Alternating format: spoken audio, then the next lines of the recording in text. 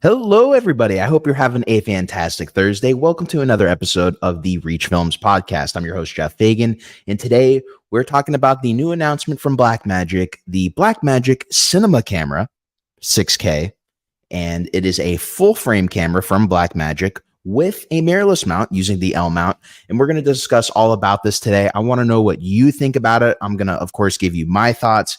As a very long time Blackmagic user, I have been looking forward to this announcement for a while, but I do have some thoughts on it that I didn't expect I was going to be saying to hear. But let me know what you guys think in the chat. Let me know where you're from. Let me know if you can hear me clearly, and we will jump into it. One of the things I'm going to pull up, if you were watching the Blackmagic presentation, they didn't really talk a lot about the technical specs, but luckily, the Blackmagic website just pulled them up. They just actually released them. So I am going to pull them up right here on the side. So first question in, let me pull me up first before we get into it. Did it have autofocus? No, it did not have autofocus, but it still does have single push autofocus, which if you see anything referring autofocus, that is what they're talking about. So it does have a form, I guess you could say, of autofocus, but it's not continuous autofocus like you're seeing with a lot of the Sony cameras, Canon cameras, even some of the new Red cameras, what it may be. It's not going to be continuous. Because it did look like, well, I mean, they showed the pressing of the single point autofocus. So for any of you who are hoping to see an autofocusing Blackmagic camera, that isn't quite what we're getting here, but we're also not getting something that's too far away from what Blackmagic normally gives. So let me pull up the specs right here. And then I'll get into your questions in a second. So I'm not going to be able to see myself, but I'm going to pull up this. All right. Well, actually, let's pull this up full screen. So it's $25.95. So it's only $100 more than the 6K Pro. So pricing wise, we got that. The body, it's pretty much exactly the same body wise as we saw with the 6K Pro and the 6K G2. However, you can see that the front mount is a little bit different, and the sensor is much closer to the actual mount than it has been in the prior 6K cameras. And we'll talk about what that means in a little bit, but let's get into the specs. I want to make sure my mic's still going. We are going. So let's go down here. Let's get into the nitty gritty of kind of what they didn't get to in the stream. So of course it's 6048 by 4032 full frame, high resolution HDR sensor. The big thing about that 6K by 4032 is the fact that you can actually get open gate on this camera.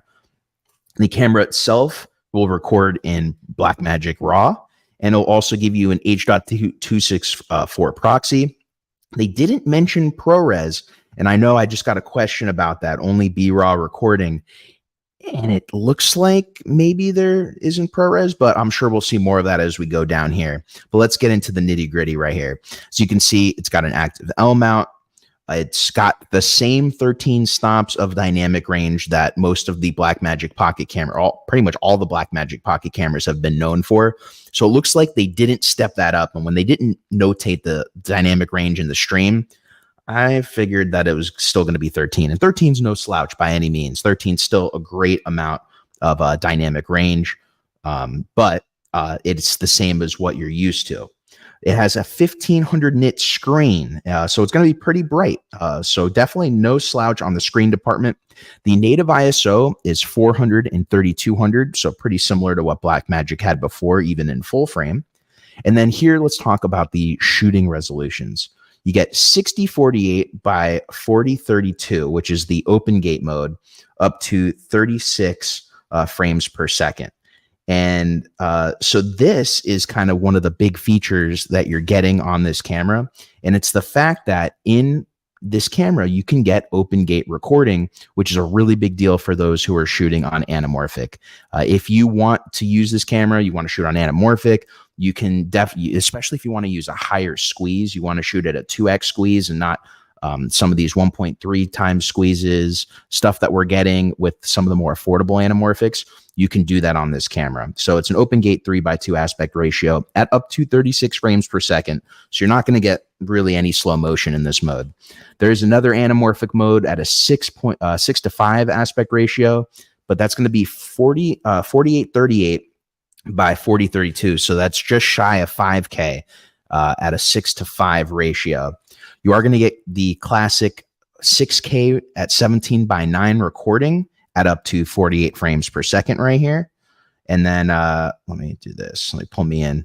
So we're going to get the you get 48 frames, 6K, 17:9 DCI. And then if you decide to go for the 2:4:1 aspect ratio, which is kind of that wide cinemascope aspect ratio, you can get up to 60 frames per second.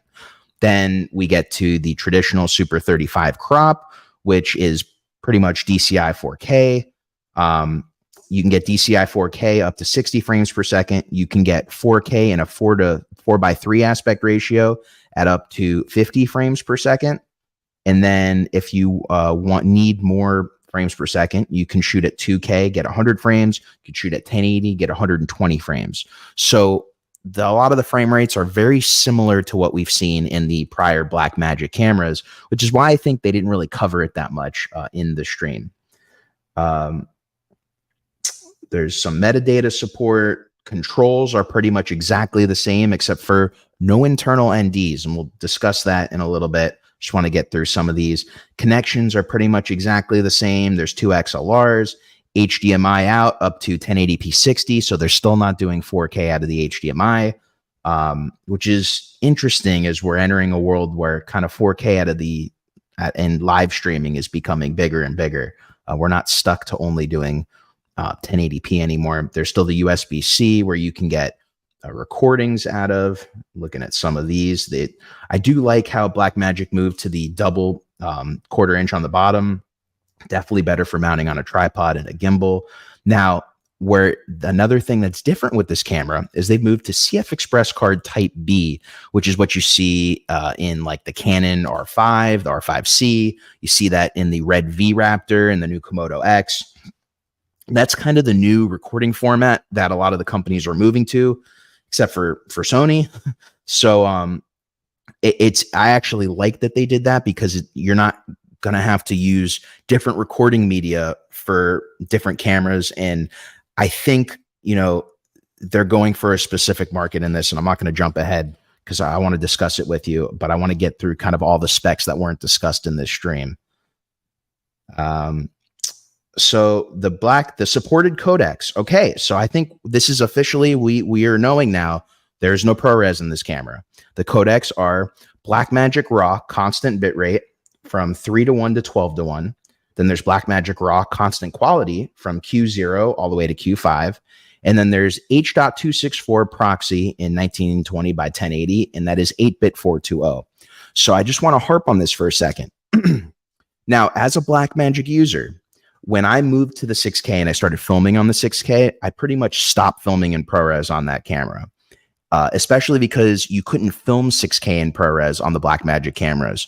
So Blackmagic moving away from ProRes on this new camera, to me, kind of makes sense, because if I was going to use this camera, I would specifically be filming in mostly the 6K modes. So I would be in Blackmagic RAW. So I just wanted to point that out real quick. As it makes sense to me why they're not giving us ProRes anymore. But I know a lot of you may want that, and maybe they bring it out in a firmware update. I kind of doubt it. Maybe they didn't have to pay Apple licensing anymore to do this. I don't know. I'll hear what you guys think in a second. Get through the rest of this. There's external control. It looks like there's iPad control, Bluetooth control. A lot of the stuff that already existed. I mean, Blackmagic, I just got off the phone with Josh Satin, and he was laughing with me because it seems like Blackmagic's kind of the new king of recycling, kind of like Sony's been recycling a lot of the same hardware that they've been using. So we got storage rates. It's a lot of data. I'll put a link to this page in the description once the stream's over, so you guys can come see this yourself, because I don't want to bore you with all the data rate transfers and all this stuff. That's a little too nitty gritty. Still comes with DaVinci Resolve Studio, so they're still pushing that out. That's cool.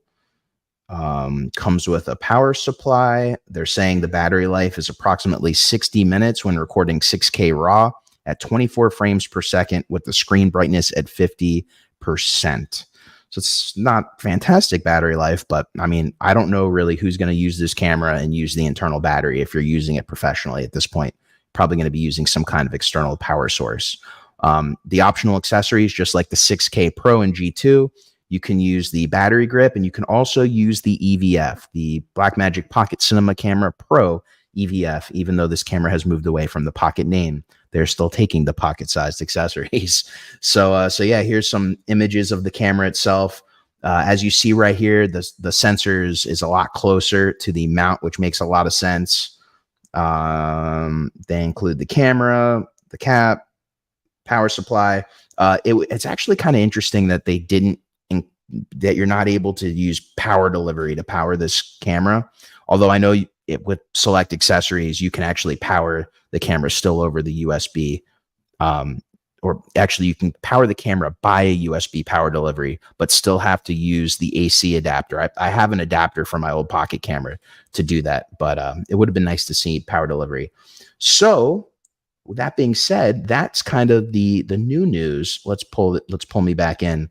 It's the new news on the Pocket camera, or sorry, I'm used to calling it the Pocket camera. That's the news on the Blackmagic Cinema Camera 6K full frame with the L mount.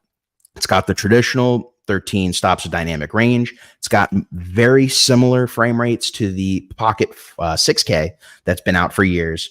But I feel like it's going to fill a niche market. However, I'm going to go on record saying this.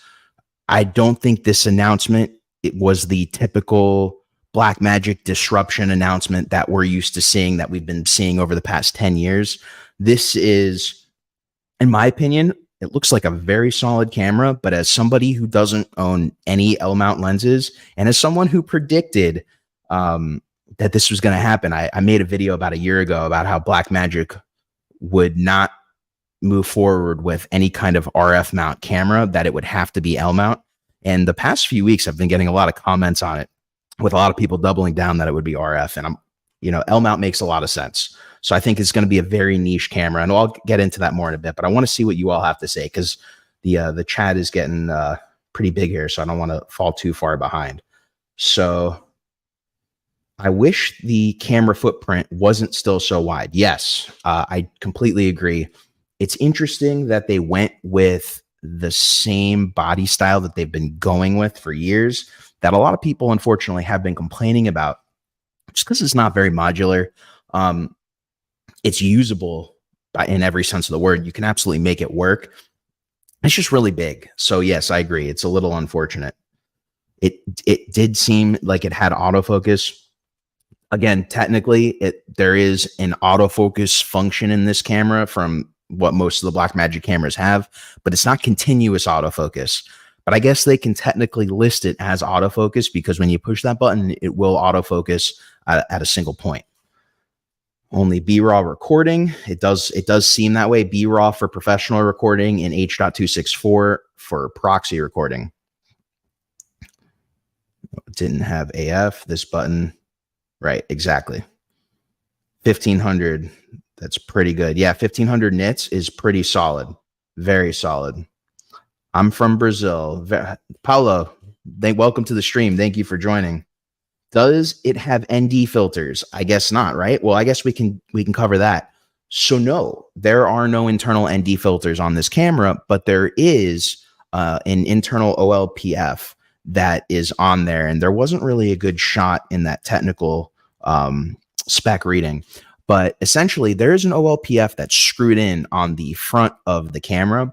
And so one of my theories, and this is just a theory, this isn't anything Blackmagic told me, but it's from what I can see in the design. I could see companies coming out with replaceable filters where that OLPF is, since it's just screwed in. It's not crazy science like a lot of the OLPF where you have to do a lot of work to take them out. Looks like it's just screwed in there. So I can see companies coming out with maybe ND filters that have some of that OLPF in them, where you are unfortunately at this point going to have to drop in an ND filter if companies do come out with that. But because there's screws and it seems a little bit easier to take out, I think this camera will have that system. Now, the reason that it looks like they didn't put removable ND filters or changeable ND filters built into the body itself is when you look at the camera. Let's see if I can pull this up again. When you look, let's go see if we can take a picture, see where the sensor is. Let's go by here. So if you've ever held on to a Pocket 6K or even a Pocket, really, let's talk the Pocket 6K. When you look inside the barrel of the lens mount, the sensor is pretty far back, and that's due to the flange distance.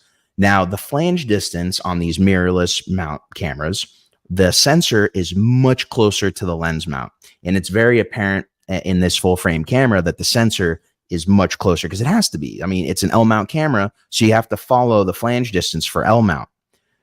Because of that, the sensor being so close to the camera, it would have to be a different kind of camera to put internal ND filters in there.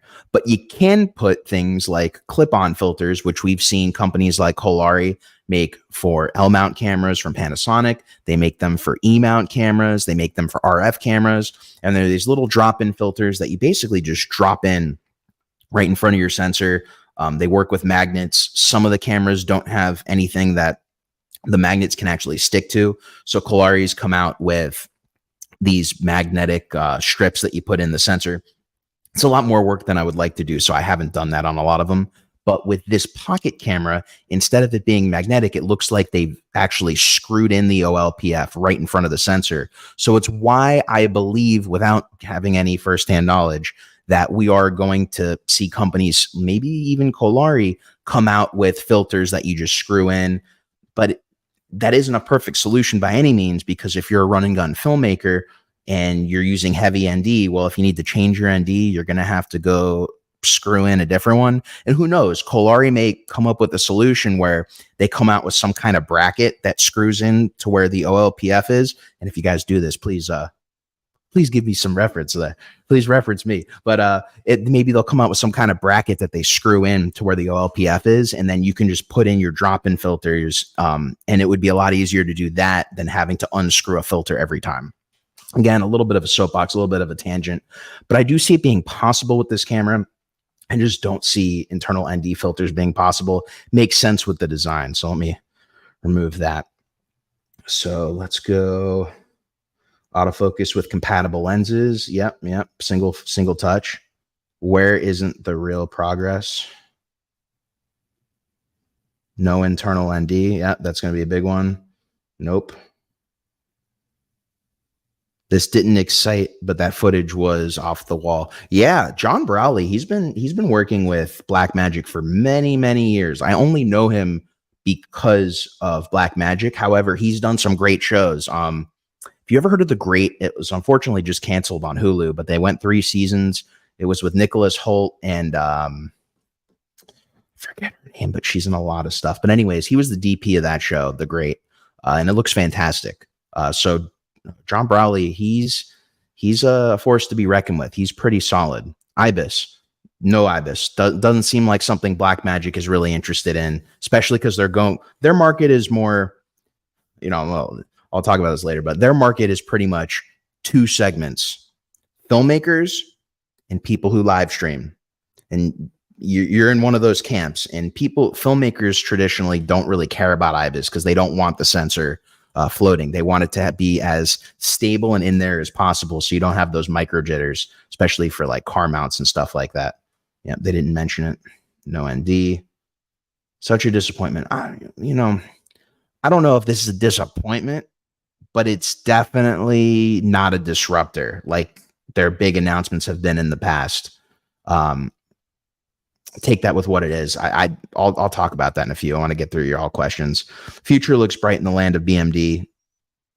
Image what's coming down the pipeline of a 6K full frame Ursa. Yeah, you bring up a good point, CineChimp. And if Blackmagic can come out with a full frame Ursa now, maybe an 8K Ursa at this point, or maybe it's still 6K. The thing is, with the Ursa, the dynamic range has traditionally been bumped up. we're talking more than 15 stops.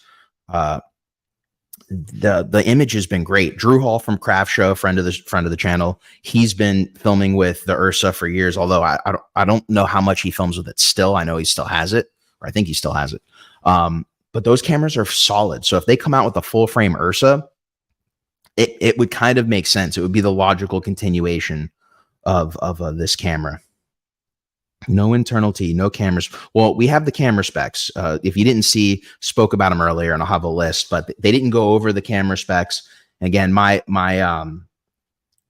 guess is they were so similar to the original pocket cameras that they decided not to go over them and take time in the video. It is the same body. It is the same body, and that was a little that was a little unfortunate. There's already a review by Of Two Lands. Oh, nice. It's cool to see he got his hands on it. No slow motion without crop. Yep, pretty much. And that's something we are used to seeing when it comes to cinema cameras that shoot RAW. If you're going to shoot at higher frame rates, you're probably going to shoot at lower resolution because that's how the camera can handle it, which means you're cropping in on the sensor. It's how Red does it. It's pretty much how Blackmagic has been doing it for a while. So it's unfortunate, but it wouldn't be, you wouldn't be filming in RAW video if that didn't exist. So you just got to kind of take that for what it is. ND throttle for EF lenses. ND is a screw. Yeah, sounds silly, dude. Not practical. Look, I'm not saying I was coming up with the best choice. I'm just saying I could see companies doing it. Would I use it? Probably not, because for run and gun filmmaking, it just doesn't make sense. Like I said earlier, it's a lot of work, especially to screw it in. So it was just an idea because I saw the OLPF there. Did have amazing 36 frame slow-mo with no crop. Yeah. I mean, yeah, you can take it to that 36 frames. We joke about this, but for a lot of wedding stuff, when I had the Red Komodo at 6K, it topped out at 40 frames per second. And I overcranked my 24p footage to 40. And yeah, I mean, the stuff wasn't slow by any means, but having that nice little extra, few frames helped. And when I shot an anamorphic, shot at 24 or 40 overcranked in 24, the footage looked cool. So, I mean, there's probably some uses that filmmakers can find for it. My wait time has ended. Sony FX6 all the way. Look, different tools for different people. The Sony FX6 is a fantastic camera.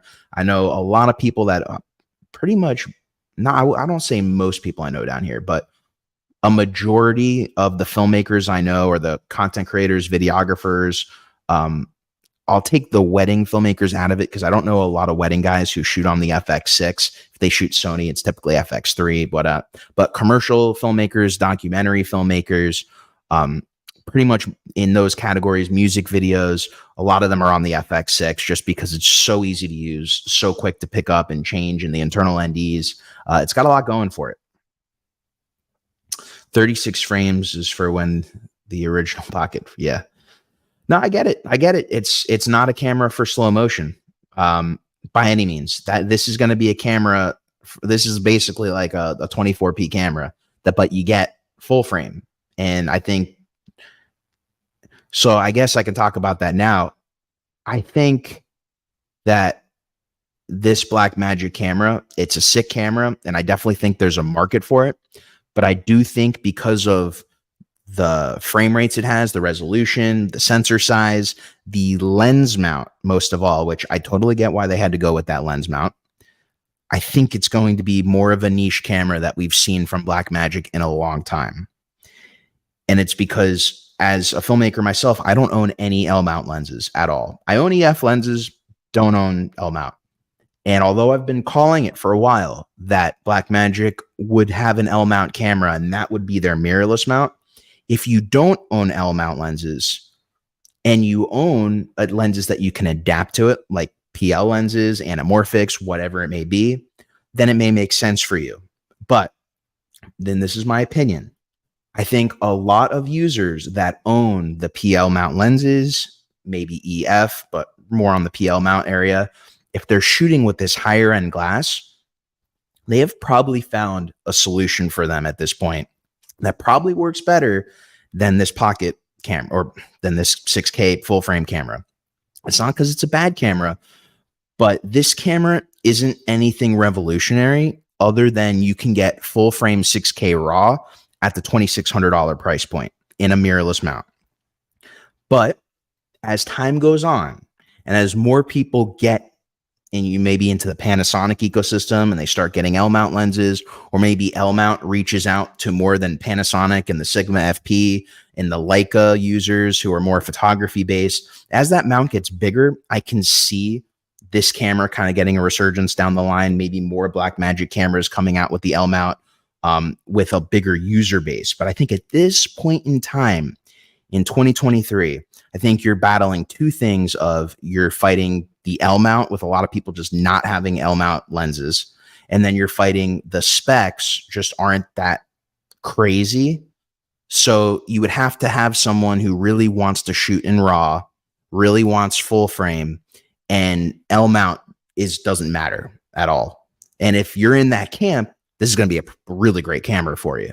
But if you're, on the fence about anything in those areas, it's not as an easy decision as past Blackmagic cameras were, where we would see this camera and we'd be like, that's a disruptor. I'm picking one up now. I don't even care. I'm getting it, pre-ordering it. It's going to be in the mail soon. It's not as easy of a selection, in my opinion. It's not as easy as a choice with this release. Matte box filtration is a thing. Absolutely. And I think you're going to have to use a matte box with this camera. That's without a doubt, not even a question. Although matte box is a pain for all of my feature work, for all my commercial work, we're using matte boxes all the time. So using a matte box really isn't a big deal. Just using a matte box when it comes to run and gun work, that's where it becomes more of an issue, at least for me. Do you think they're using the Panasonic S1H sensor? Well, it's funny that you mentioned that. It's definitely possible. I don't like to speculate on that stuff without any kind of proof. Josh Satin brought up that same question to me. Let me take a little sip. Excuse me. Josh Satin brought that up a little bit earlier ago about how maybe they were using the Panasonic sensor, or it's actually, let's take a step back. The S1H isn't even a Panasonic sensor. It's a Sony sensor. So he was thinking maybe they were using the same sensor that they used in the S1H. And it's possible. I just don't have any proof.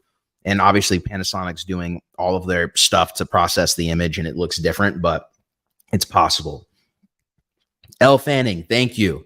Thank you, Ryan. Yes, Elle Fanning and Nicholas Hoult star in that show, The Great. So if you're interested to see more on what John Brawley shot with, check that show out. I don't remember if they shot that show with Blackmagic. It may have been that they put some Blackmagic into that show, but it wasn't primarily shot. But I remember there's stuff online you could see about that show, about the behind the scenes. Shooting cars with the 3-stage matte box is a freaking yeah, no, I get it. I get it. It's, here's the thing with filmmaking, in videography in general. Not everybody has the same use for their cameras, accessories, whatnot. And it's what's so beautiful about this industry, but it is what's confusing. And we see this with YouTube channels where, you have one YouTube channel that's geared towards filming cars, and you have another YouTube channel that all they do is content creation and make camera reviews for their channel. And then we have one YouTube channel where all that guy does is documentary filmmaking. And we have one YouTube channel where all this guy does is wedding filmmaking. And then their opinions are based off of their work, and it's completely valid. But there's just so many different channels. And if in that video, they kind of don't give hints onto the type of video work that they do, you kind of don't know where their advice comes from. So if you guys have never been to this channel before, halfway into the channel, I'll let you all know. My name is Jeff Fagan. I'm a filmmaker, DP. I've been getting into content creation over the past year and a half just because it allows me to kind of work from anywhere and I don't have to work the set life. And I've been doing this YouTube channel for fun, where it's a place that I can experiment on a lot of stuff, experiment with a lot of gear, and not have to not really have to experiment with it for client work. I can just kind of have fun and put it out here and discuss with you all what's going on. So if that's something you guys are all into, if this is your first time here, make sure you hit that like, subscribe, and notification bell, and you guys will see when I come out with new channels. I have a lot of content coming out on the FX30 in its raw mode, because if you haven't heard, there's a new movie coming out called The Creator, and they actually filmed that with the FX3 in RAW with the Atomos Ninja. And that's a whole tangent. I'll get onto it in a future video, but make sure to stay tuned because there's a lot of content I have coming out with that. No one can't do 48 frames per second at that high resolution. Yeah, no one could do 40. Well, they can, but it's at that price they can't. If you take a look at the Red V Raptor, the VistaVision, there's some really good frame rates in that camera for slow motion at full frame, but you're at such a different price point. So I get it. At that price point, you can't really do that. Full frame 6K internal RAW for this price isn't disruptive. Y'all are brainwashed, but no, it's so yes, you're getting 6K RAW, but not everybody needs 6K RAW. It really depends on what you're shooting. And if you're shooting features, you're shooting high-end stuff where you need the RAW flexibility, then yeah, 6K RAW is a big deal. But a lot of people don't. You just have to be honest with what you're filming and what your deliverables are and what the file sizes are going to be. And if you don't need it, why are you pushing yourself to film in 6K RAW? But if you do need it, it's great to have it. And it is great that there's a camera like this. But that's why I say it's not really disruptive, but it's really great for a niche market, which doesn't discount this camera at all because it's a solid camera. But it's not going to be a camera for everybody, no matter what. But it's a solid camera. But this is one of the first Blackmagic cameras that they've come out with that I haven't, been like, I'm pre-ordering it right off the bat. Just there's not enough to it for me personally. The sensor looks beautiful, but the body shape was the most critiqued aspect. Yeah, it's not my favorite. It's not my favorite, but I've seen worse, and at least it's functional, and it's functional as a handheld camera, at least for my use. But if you're trying to put it on a gimbal, you're trying to make it more modular, it definitely is a pain for that. For 2.5K, Blackmagic has again changed the game full frame. I mean, look, I'm not going to say they changed the game, because you can get for 2.5K, you can get tons of full frame cameras at this point that do shoot 6K, or whether they shoot 6K, whether they have a 4K oversampled image and have better dynamic range. You can get that from like Panasonic. You can get that from Sony. You can get full frame from the Sigma FP, although it's not 6K. It's just, to me at least, it's not necessarily a game changer, but it is really cool to see. It's a start. But I think we're also at a point where how much can you really do that's game changer? All these companies are coming out with so much good tech. I mean, we're at such a great time to be filmmakers, to be content creators, videographers.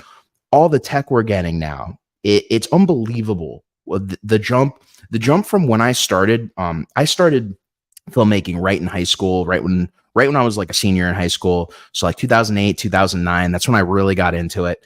And just to see where filmmaking, video tech has come in the past like 15 years, blows my mind.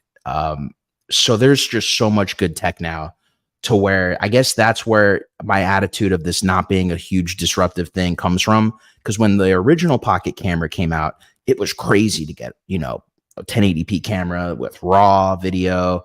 That was super, super small. It was the size of your phone. And then the 4K came out, and although it was much bigger, you got to shoot 4K and up to 4K 60 in RAW.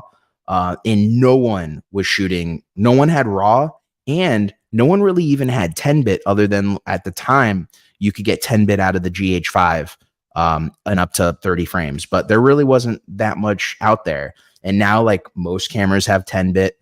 Not most, but a lot of cameras have the ability to shoot RAW, whether it's internal, whether it's ProRes RAW out of the HDMI or B-RAW out of the HDMI or some kind of codecs that you hook up. There's a lot of competition now, but that's great. Where there wasn't a lot of competition before. Guess a lot of filmmakers were expecting 8K RAW or IBIS and 6K. Maybe this is much people going to be disappointed. I think people will be, but this was not a bad update by any means. When I started seeing them come out with all the live stream cameras, I was starting to get disappointed. And when they came out with this one, I was definitely more on the happier side than the disappointed side, because it at least is something new for Blackmagic. They haven't come out with a full frame camera before.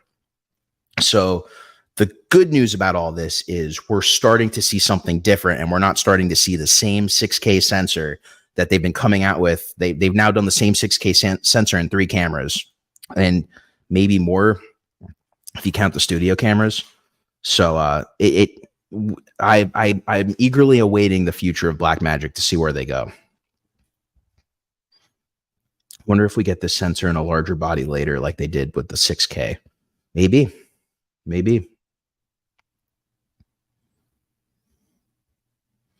The only downside is that open gate doesn't get slow-mo. I do really like the open gate, and that's probably the biggest cool factor of this camera, is that you get 6K open gate, where a lot of cameras, most full frame cameras, aren't giving you that unless you're Panasonic, which is L mount. So frame rates are pretty bad, 36. Yeah. I think the worst and most weird saying from BM is that they say this camera is for high end. I don't understand if that's what they think officially.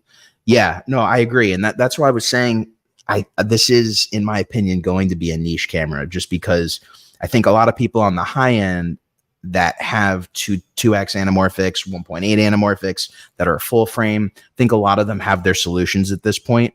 And other than the price, which of course is a big deal, the price isn't quite enough. If I was shooting on like a V-Raptor, or if I was shooting if I was shooting on a V-Raptor and I was shooting a lot in anamorphic, I had the money to go.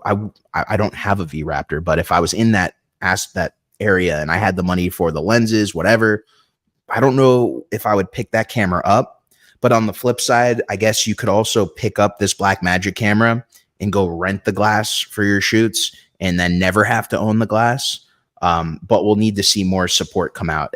Luckily, there's some Metabones PL adapters and stuff like that, but maybe we'll see even more.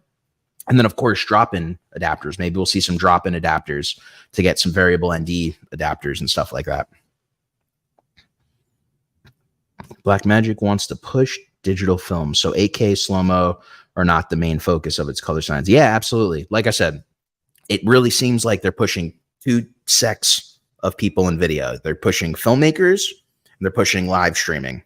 And that's kind of like where they're at right now.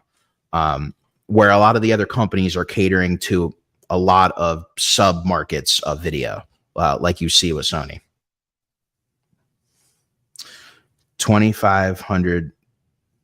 Yeah, no, you totally bring up a good point. Like if you want to get the closest thing Sony offers to this camera that shoots RAW, you're stuck at the Burano, which is 25,000. So there is that to consider, for sure. But I also think the Burano is still a niche market too. So it's kind of like, if you're in that niche, 2,500 may make sense for you.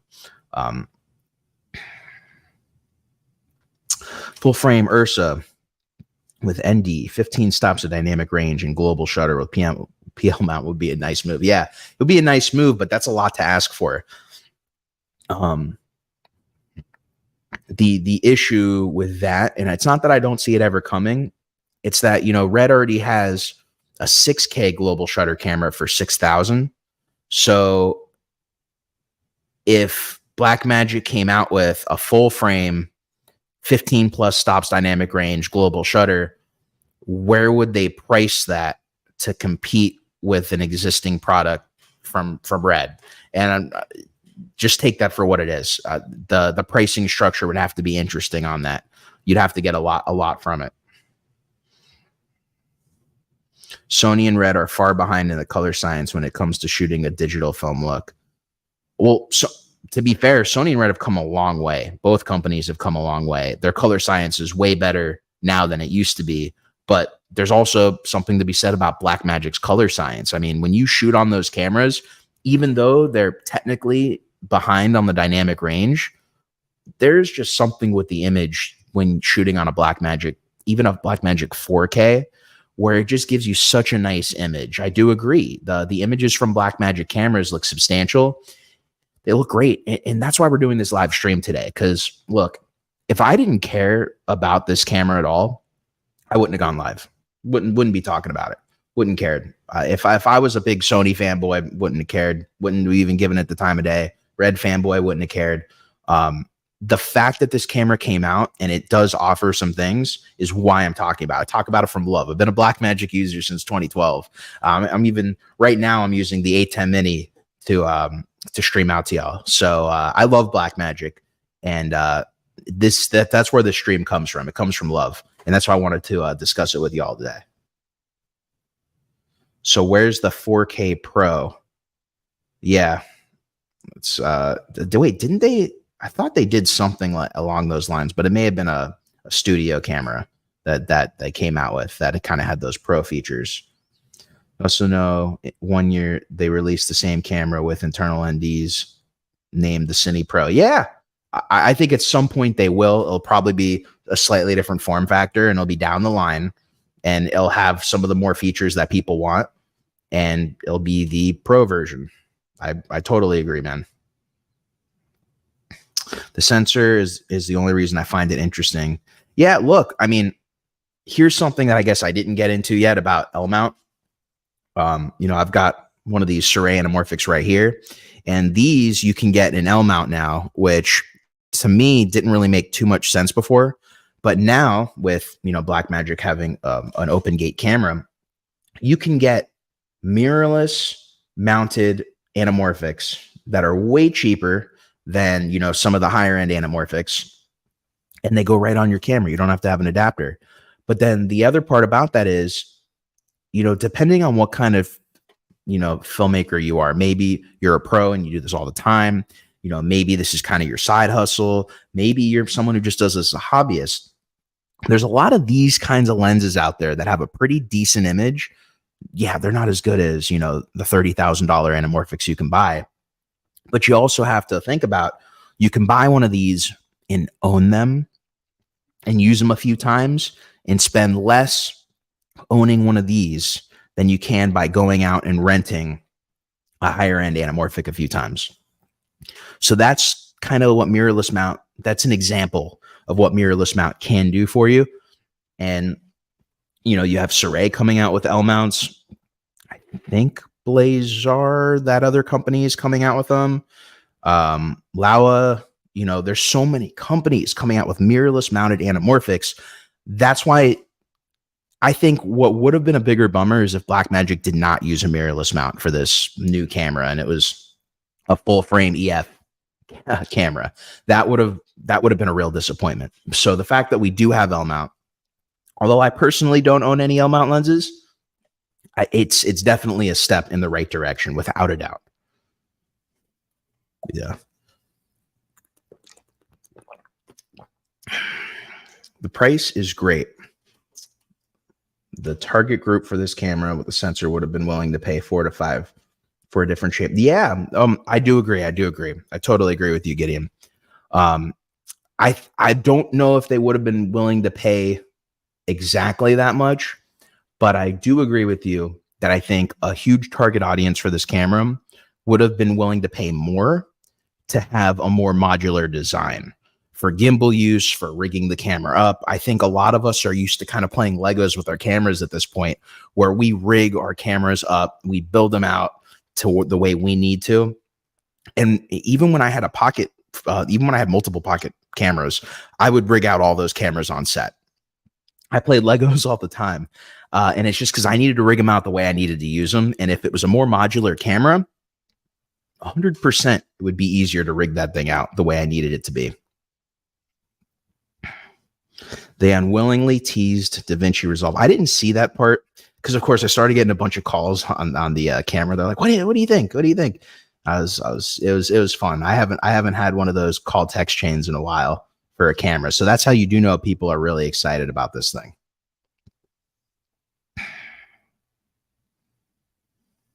Right. And that's kind of where I was getting at, where this is a really cool update. It's really big, but it's not like that groundbreaking, that they've done in the past. And that's why I think a lot of people do think that, I think a lot of people are going to think that Blackmagic is using, one of the same sensor that Panasonic is using.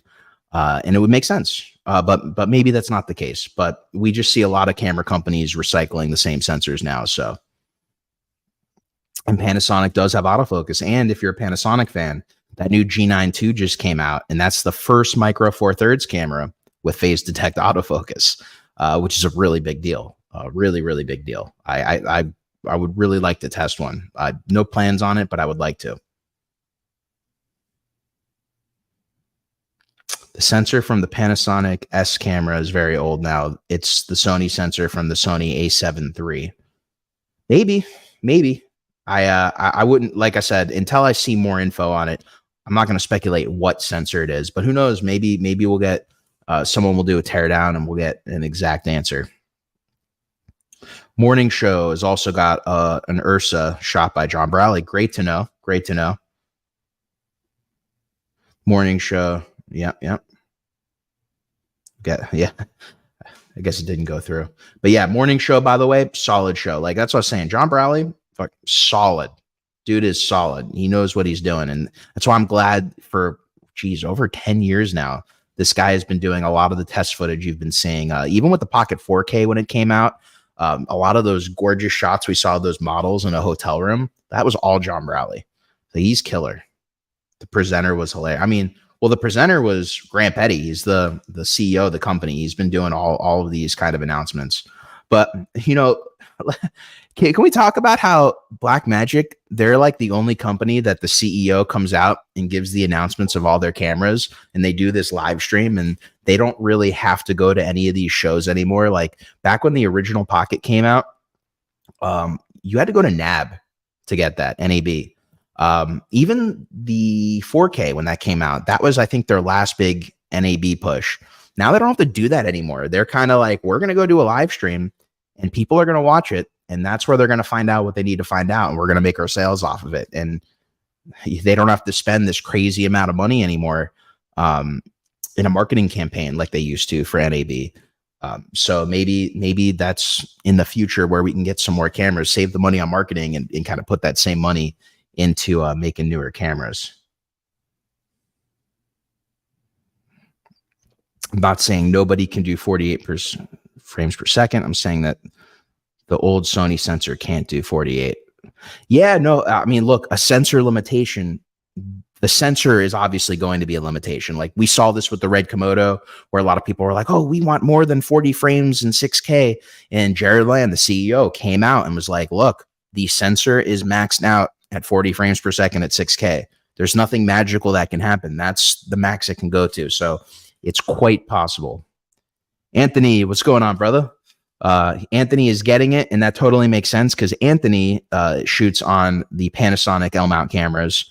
We did a joint review, and he did his review. I actually never came out with mine just because I never got to it. But it was he has L-mount accessories, lenses, whatnot, and I feel like if you're in that ecosystem and you want 6K RAW, a lot of people in that ecosystem, it's going to make a lot of sense. So totally makes sense for you, bro. I can't wait to see what you do for it. If you get it, hit me up. Let's do another joint review. I'd be down to get my hands on it and kind of test it out against some of the cameras down here. If rolling shutter is as bad as the 6K Pro, it's going to be so bad.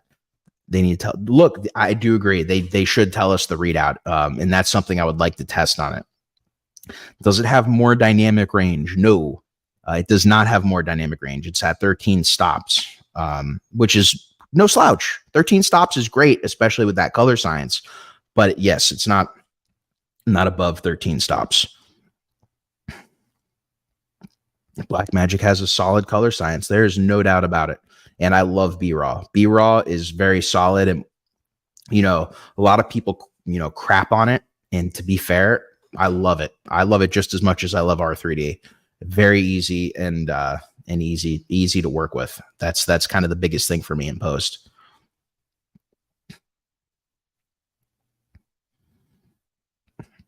I feel like they could have improved it a little bit more.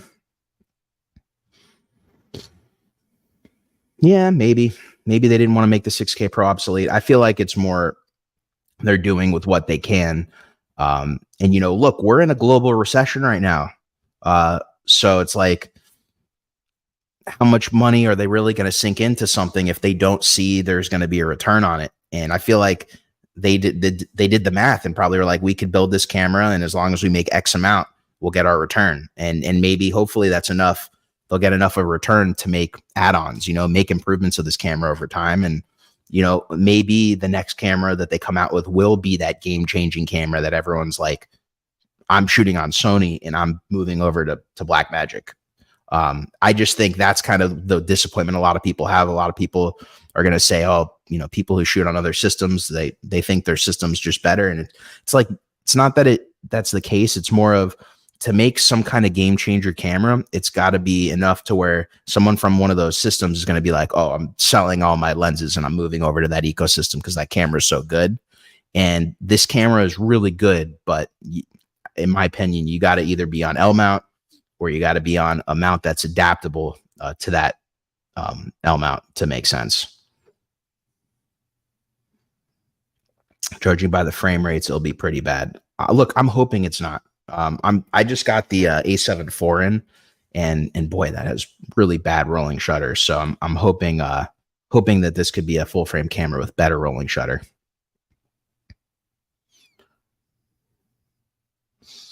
It's always been pretty nice on B-roll.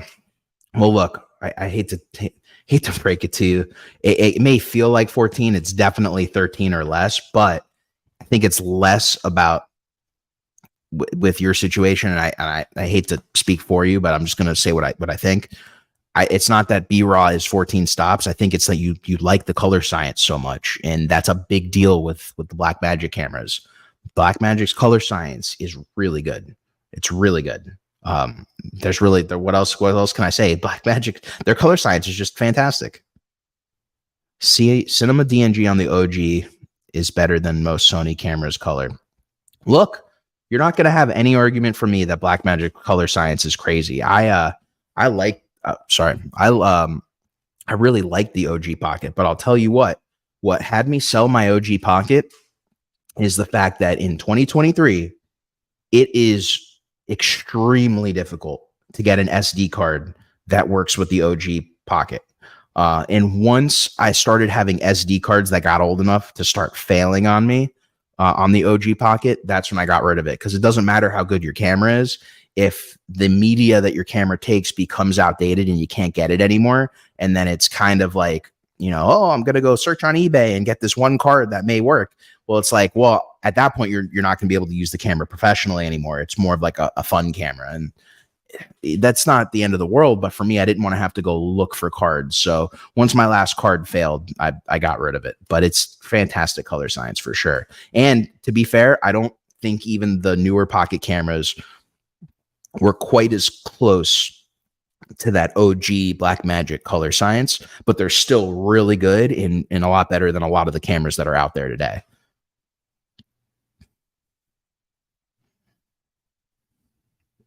Open gate is huge for anamorphic lenses. Absolutely. Absolutely. That's why I mentioned it.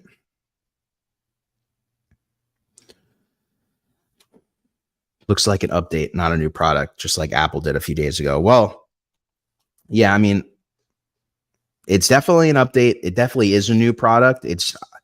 I would put it more on, it's more of an update to a new product, but it's not like a crazy new product that has never been seen before. It's just something that is brand new for Blackmagic. So it totally is a new product. So I would kind of disagree with you there a little bit.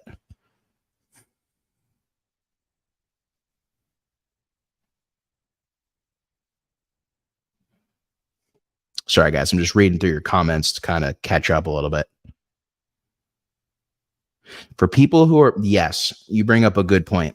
So I think if someone is just getting ready to buy their first camera and this camera is within their budget and they buy lenses that are optimized for this camera, yes, I do agree. I think this camera would be a killer starting camera, like way, way more than I think anybody who's looking for their first proper camera needs. But they'll definitely get thrown into the deep end in a really good way and learn a lot from a camera like this. I'm behind, but I love the fact that they're continuing the Micro Studio 4K. I love that small thing. Guess what Santa's getting me for Christmas? Yeah, I mean, it's cool that they're bringing the micro back. I like the size and how small it is. From my experience, it was difficult to use, but it is really cool. It is cool that they have that, and I think a lot of live streaming productions totally could put those to use because, look, the Micro Studio camera. I was going to see if I had the GoPro on me, but it's the size of a GoPro. It's barely bigger. Granted, when you put a lens on it, it's going to be a lot bigger, but it's a really small camera. It's pretty cool. So I'm stoked on that. Any improvements on autofocus? We went over this a little bit earlier. It's still push autofocus. So no continuous autofocus. He did show PL and EF adapters. Yep. They did show, Grant showed the adapters that are probably going to be the two most common adapters used on that camera. And he showed the MC11 adapter, which is an adapter from Sigma that adapts L mount to EF. That is, they make hands down the best adapters for Sony and for L mount. So if you're looking to adapt your EF lenses onto this Blackmagic camera and you don't know what adapter to get, I'm telling you right now, MC11 adapter from Sigma. It's going to work the best with Sigma art lenses. Non-Sigma art lenses, it's going to be hit and miss, but it is solid. It is really, really good. And then Metabones makes a solid adapter as well.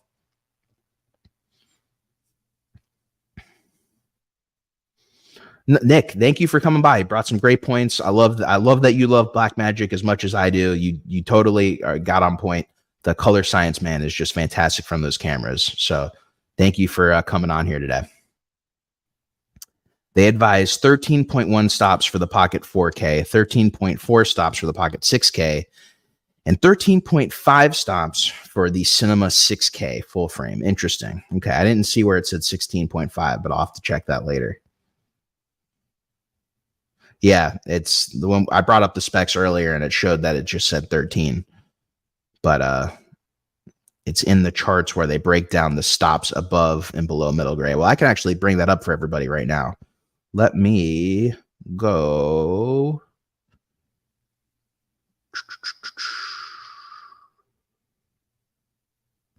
Wait, did I pass it? Oh, no, you know what it is?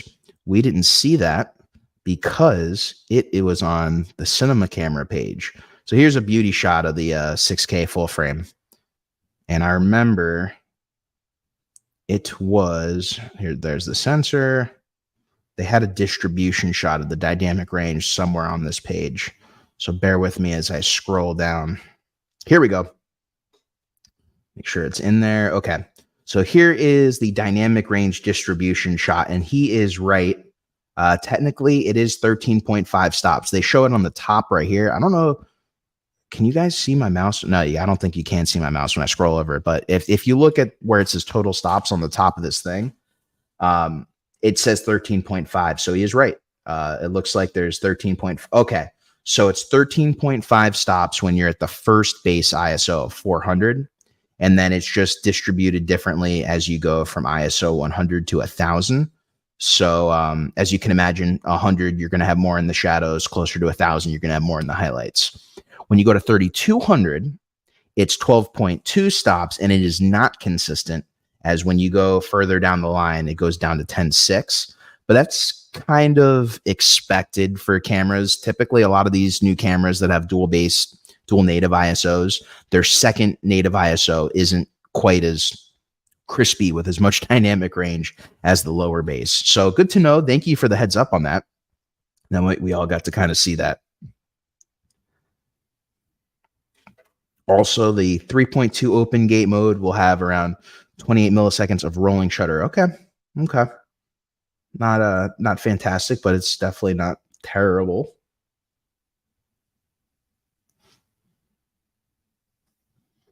Panasonic cameras have open gate. Sorry, when you guys see and I look over here, I'm the blessing and the curse of having an Apple Watch is I get a lot of emails to my phone when they're important ones or ones that I need to look at. Ouch, I was fearing that when looking at the frame rates. Yeah, look, the rolling shutter, it's not like crazy good by any means now that we have that number, but I have seen worse, but it's up there.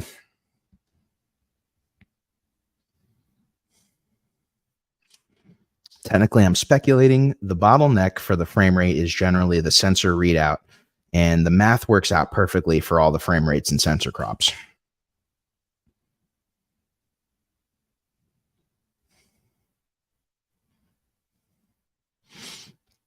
The L mount is kind of meh, but it would have been a huge disappointment seeing it in RF. Look, as a Red Komodo owner, I would have been, or a farmer owner, because I sold it, I would have been happy for it to be RF. But I came out with a video like a year ago where I basically just go over, there's no way it would have been RF because Red is the only company that has been licensed this mount. And I'm not going to get into all the behind the scenes, but the short of it is Red and Canon work together on whatever. I don't know exactly what it is. I just know they have a working relationship. And Canon doesn't do that with other companies. That's why you don't see any other companies with an RF mount. And something I want to remind you all is when Blackmagic started coming out with EF mount cameras, that was many years, or it was a few years after the trademark of the EF mount was no longer in existence. You got to remember the EF mount was created in the late 70s. That mount has been around for a very long time. The RF mount debuted in 2018. So we are 5 years into the RF mount, where the EF mount, we are way over 30 years. We're like 40. Yeah, we're like 40 something years into the EF mount. So companies can come out with EF mount cameras. That trademark is past and done. But the RF mount is still in its infancy. So unless some company is going to pay Canon a ridiculous amount of money to be able to have an RF mount, and I'm not talking about making RF lenses, I'm talking about an RF mount camera. They would have to pay Canon so much that it's not feasible to do an RF mount camera. And that's why from the get-go I said it will be an L mount, because that is pretty much the only open source lens mount right now. And I just never saw Blackmagic using a Sony E mount, especially because Sony wasn't designed for full frame, even though they have full frame E mount cameras. Obviously, it was designed for Super 35, where L mount was designed for full frame. L mount is good because of the ease of PL mount use. That being said, if I'm going to invest in PL glass, I'd be sure using the Ursa 12K. Well, that's why I was saying, I think, and if you're going to invest in some of these PL mounts, some of these higher end anamorphics, I think you're going to invest in a bigger camera, especially because, and not just a bigger camera, like a camera with some more features. You're going to, let's just get down to the bottom line. You're going to be charging for this stuff. So you want to make the best you can out of your kit fee, out of your gear rental. And this, although it's a great tool, you're not going to make that much in your kit fee for this camera. And that may be a good or a bad thing. I think for very small indie films, that's a fantastic thing, because then obviously, you can save on your budget. For huge movies, they have the budget to get something. So it's kind of like, it's nothing even to do with Blackmagic. It's kind of like, if they have the budget, why wouldn't they go for the better thing that could potentially give them a better result? It just comes down to that. Around 16 milliseconds in the standard DCI mode. Well, it's getting better. The IBIS is insane in that new G9X. Yeah, like the one thing Panasonic kills at, and they have for years, is IBIS. Their IBIS has always been insane.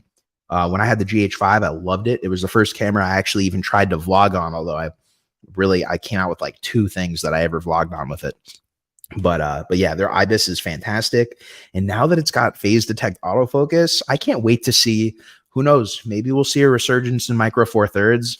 It may be a little bit too late, but you never know. I have a buddy who has a bunch of Micro Four Thirds cameras and lenses still. So I'd love to see if a lot of these lenses kind of can actually work with phase detect. That would be pretty cool. I will pass. Currently using an A7S III, and I love the image from Blackmagic. I love OpenGate, B-Raw. It's a lovely image. I use Micro Four Thirds on the GH5 for years, but Sony IBIS, battery, focus, small form factor. No, I get it. I get it. Look, I'm somebody who never thought I'd ever be on Sony.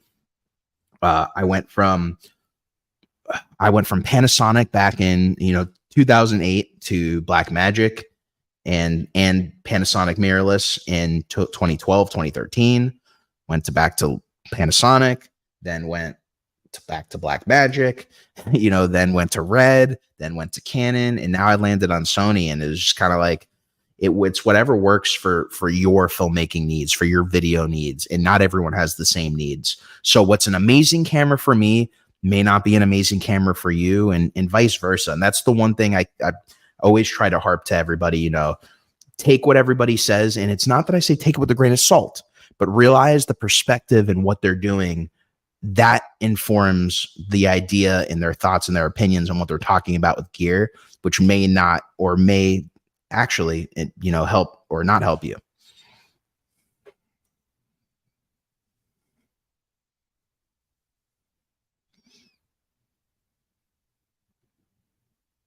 Right. No continuous autofocus. I think that's going to be the big. It's funny that in 2023, I think that's kind of like the bigger question that a lot of people have. Oh, continuous autofocus?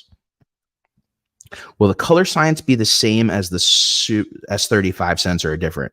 Well, I'll pull it up here. I believe it's still Gen 5, but I could be wrong. Which means it would be a similar color science for sure.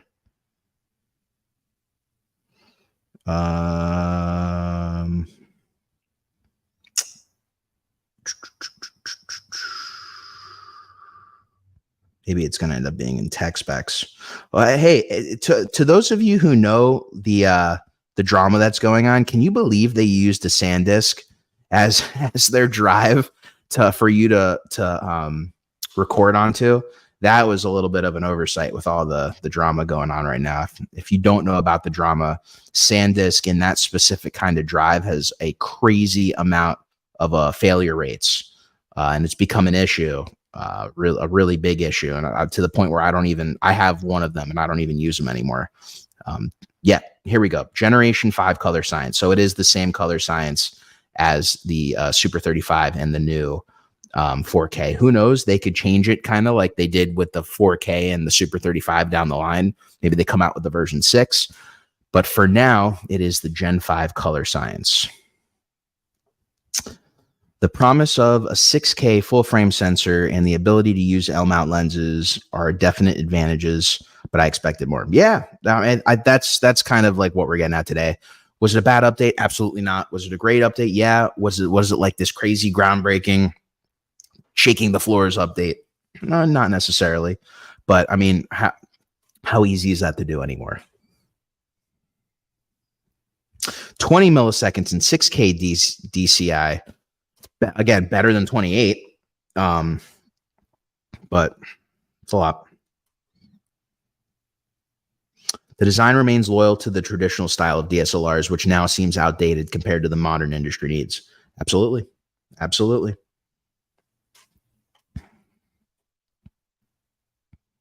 Mm-hmm.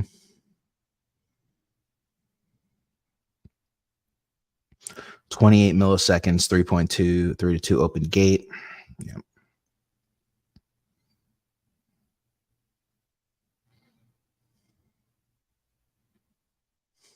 Oh yeah, that shows me how far I am down the line. But yeah, bro, hit me up.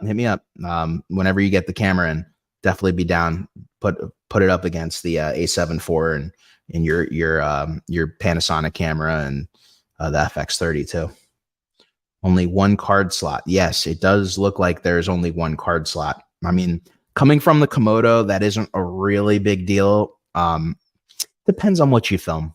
If you're a run and gun filmmaker, having the 2 card slots, pretty nice. Almost want to say essential. When you're on set, normally when I'm on a feature, I have a DIT. So you know, having one card slot isn't a big deal because I just pop out a card, give it to the DIT, put a new card in while the DIT's offloading the other one. And by the time the next card's done, the other card's been finished for a while and it's clear. It's, again, I said this a few times already. This camera really seems like Blackmagic's focused on two markets, really. Filmmakers, live streaming. That's kind of their two biggest segments. And then everything kind of falls underneath that of which side are you more on, the filmmaker side or the live streaming side. You don't have to be a filmmaker. You could do wedding videos, whatever it may be, that are filmmaking type things. Because in essence, wedding films have kind of become filmmaking and less video, but I think you all get my point.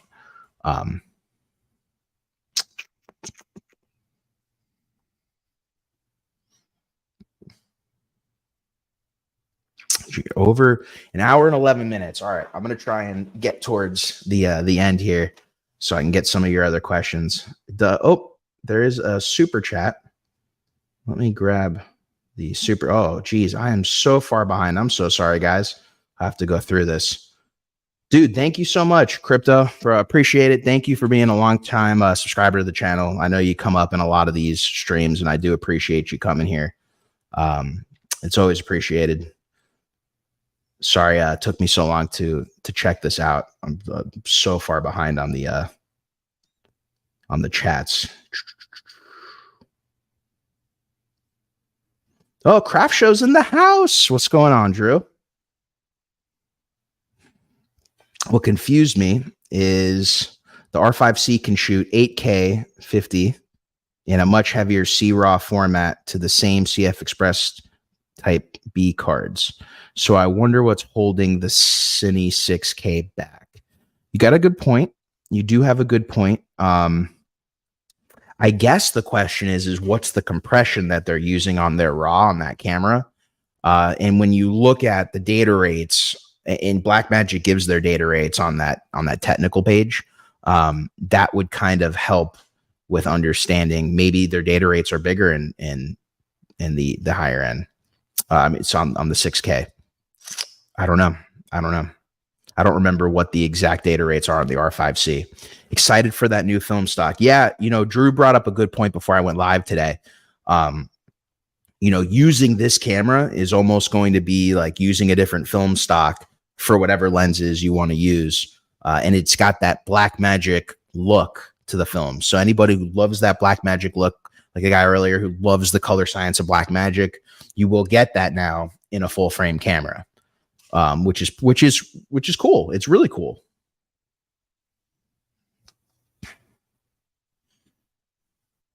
Yeah, that definitely got a point there.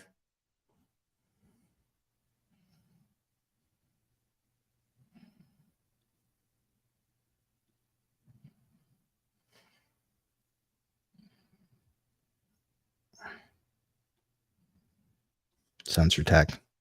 I'm just going to try and get through a lot of these guys because I know I'm so far behind and we're an hour and 13 minutes in. So I want to catch up. What is the price? $2,600 plus tax.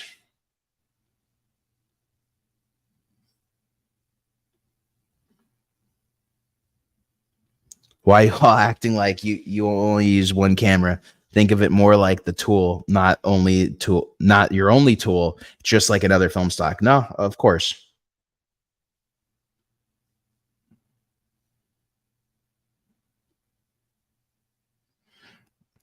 Well, I reckon Blackmagic will just keep churning out the same old 6K. Well, I mean, this is a new sensor, so this wasn't them doing, a 6K version 3 with the same sensor.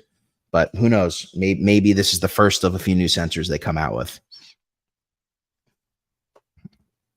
I have the Sigma adapter using EF on L mount. It's the MC21. I believe you're right. You know what?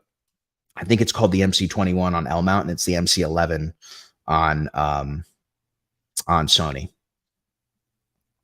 Color science, any good? It's Blackmagic, and Blackmagic's always been really good. So yeah, it's definitely gonna have good color science. Rolling shutter, we discussed it. It is a little high, but what are you gonna do?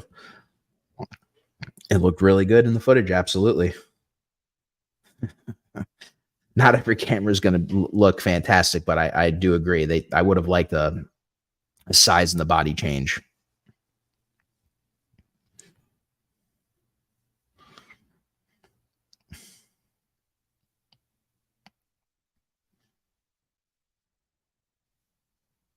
Mm-hmm.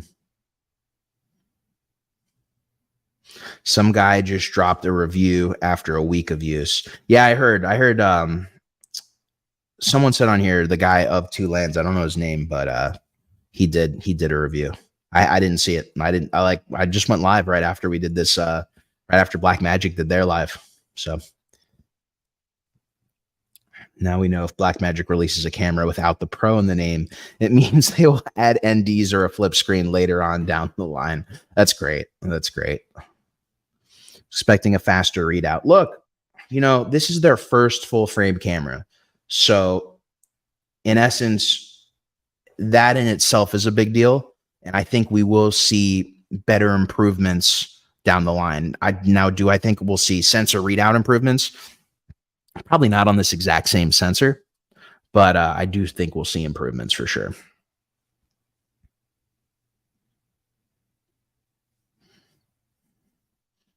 Shooting Super 35 mode on some full frame cameras for this reason. Yeah. So I noticed that too on the A7 IV. When I shoot in the Super 35 mode, the rolling shutter is like a million times better. It is so much better than in the full frame mode.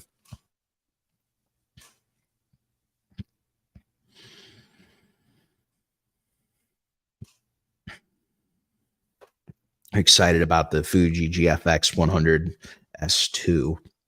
Yeah, that looks like a sick camera. Problem with me is I just never get into Fuji cameras because they don't have a cinema camera ecosystem. So for me, there's no bigger camera to go match, the Fuji cameras with. But if you're a solo shooter and that's all you use, it's a solid camera.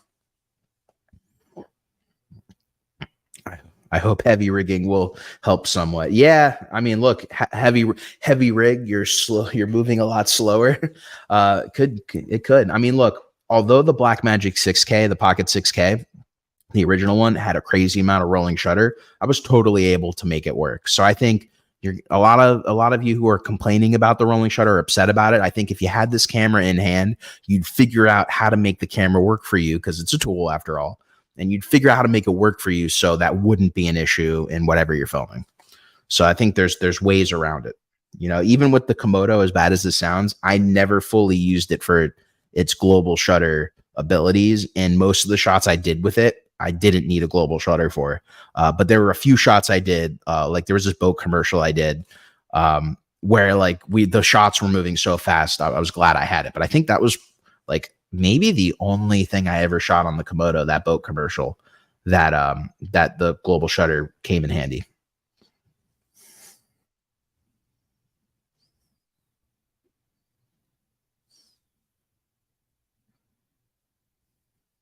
Andrew's saying that it's not 28. So the 28 readout was in the open gate 6K mode. And this is the Pro G2. Yeah, that's less. Sigma FP sensor is the same Sony sensor used on the A7 II, A7C, and all the initial Panasonic S cameras. Maybe. I don't know. I don't think that it is. It's slightly faster than this one. Yep. Holy smokes. I still have so many. All right. I'm turbo speeding, guys. I'm turbo speeding so I can get through these.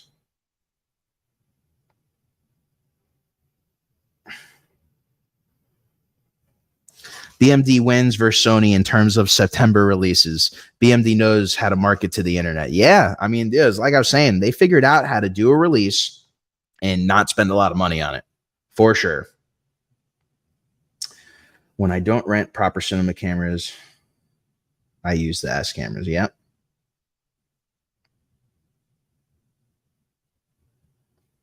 All right, speeding through these now because some of these are starting to be very similar. It's exciting because it means the Ursa will have a full frame sensor sometime down the road to keep the Ursa line ahead of the pocket. Yeah, I mean, look, I can't wait to see an Ursa with a full frame sensor. I can't wait. I'm sure, Drew, if you're still here, I'm sure you can't wait either. I'm sure you'd pick that up for sure. I think that would be a very solid camera, especially if they're able to get the dynamic range 15 plus stops. That would be great.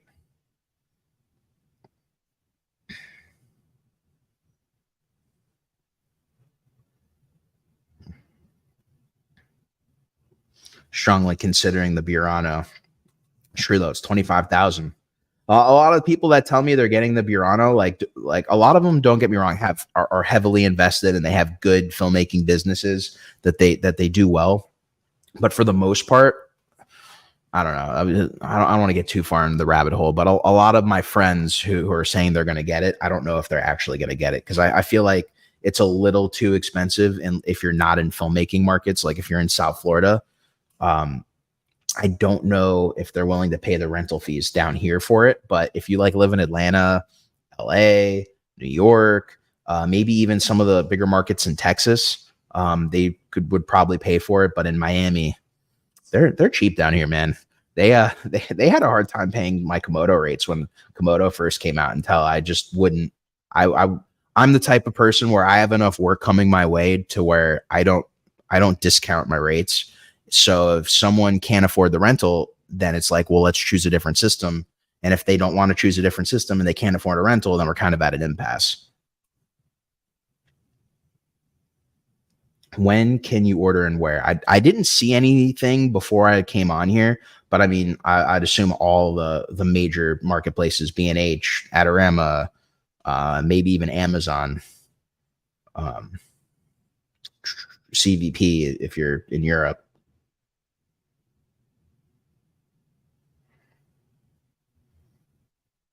Yeah, he did say out soon. Stick with the Pocket 6K Pro for weddings, but I want to break into higher stuff with the Burano. Gotcha. Yeah, I've used the Pocket 6K on a few weddings. I liked it, but once I moved to autofocus and choosing my lenses very carefully for weddings, the Sony cameras have killed it for me for weddings. I've just done fantastic weddings on even the FX30.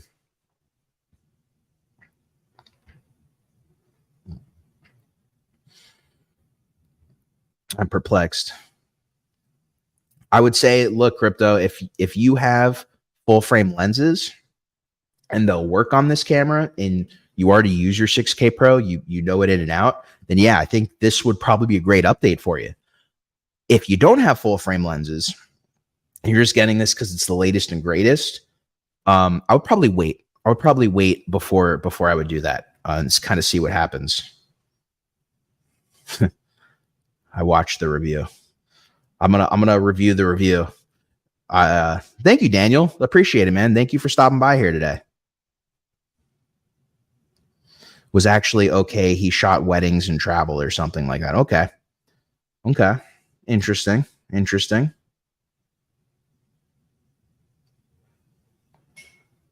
All right. Can you use Sony lenses for the new Blackmagic? No, you can't.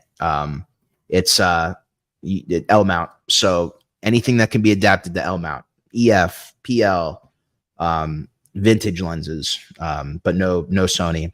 I still prefer the G2 over 90% of other cameras. Yeah.